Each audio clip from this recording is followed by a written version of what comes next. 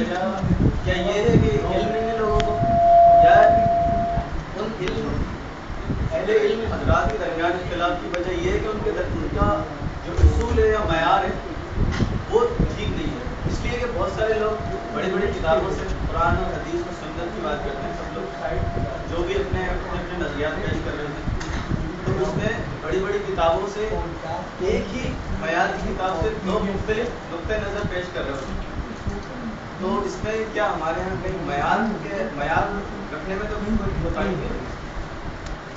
جی، جہاں تک میں آپ کے سوال کو سمجھا ہوں یہ ہے کہ مختلف مسالک کو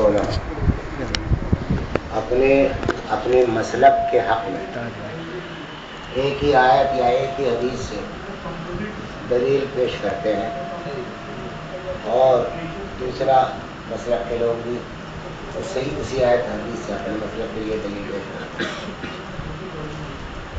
یہ سوال اگر آپ کا ہے اور جو میں صحیح سمجھا تو اس کا جواب میں عرض کرتا ہوں۔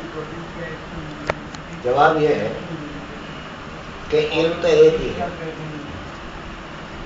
اور وہ علم وہی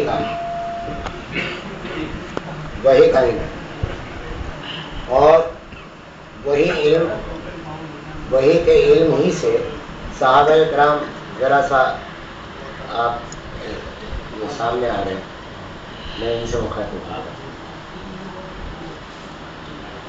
تو وہی کا علم ہے، وہی کا علم تو قرآن، یعنی حضور صلی اللہ علیہ وسلم پر جو اترتا تھا وہ قرآن میں آ گیا۔ کچھ حصہ علم کا وہی کا وہ ہے جو حدیث قدسی میں آیا، قرآن میں نہیں۔ کچھ حصہ وہ ہے جو نبی کریم صلی اللہ علیہ وسلم نے قرآن کی تفسیر میں بیان فرمایا، اس کو حدیث کہتے ہیں، وہ بھی وہی کا ذریعہ، وہ بھی وہی کا حصہ۔ یہ دو معیار ہیں ہمارے پاس، قرآن اور حدیث۔ جو ان دونوں معیاروں پر جمع ہوا ہے وہ راہ حق پر ہے، سمجھا؟ اور جو ان پر جمع ہوا ہوگا وہ اپنے مسلک کو ترجیح نہیں دے گا دلیل کی بنیاد، دلیل کے مقابلے۔ مثلا صحابہ کرام کا طریقہ یہ تھا کہ وہ ایک بات سمجھ رہے ہوتے، ایک دم سے دوسرے صحابی آئے اور انہوں نے کہا کہ بھائی آپ یہ کیا کر رہے ہیں، حضور کے زمانے میں تو ایسا نہیں ہوتا تھا۔ کہا میں کیا ہوتا تھا؟ انہوں نے کہا کہ اچھا جی حدیث ہے۔ انہوں نے کہا اچھا بھائی میں توبہ کرتا ہوں، میرا یاد۔ تو جو اس مسلک پر جمے ہوئے ہیں قرآن اور سنت، صحابہ کرام اور آن صلی اللہ علیہ وسلم کی سنت پر، تو وہ تو کبھی بھی اس پر نہیں اڑیں گے کہ صاحب نہیں، دیوبندی مسلک جو ہے وہ حق ہے، چاہے وہ دلیل ہو یا نہ ہو، یا بریلوی جو ہے وہ حق ہے چاہے وہ دلیل اس کے پاس ہو یا نہ ہو، یہ کبھی نہیں اڑے۔ وہ توبہ کرنے میں بہت جلدی کرتے ہیں کیونکہ ان کے سامنے تو اللہ کا خوف ہے۔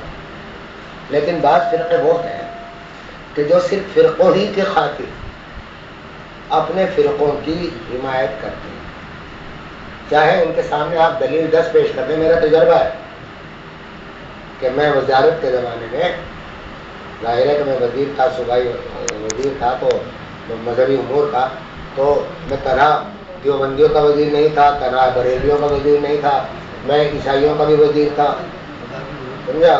مذہبی امور تھے، میں ہندوؤں کا بھی وزیر تھا۔ تو مجھے ان فرقوں سے واسطہ پڑا۔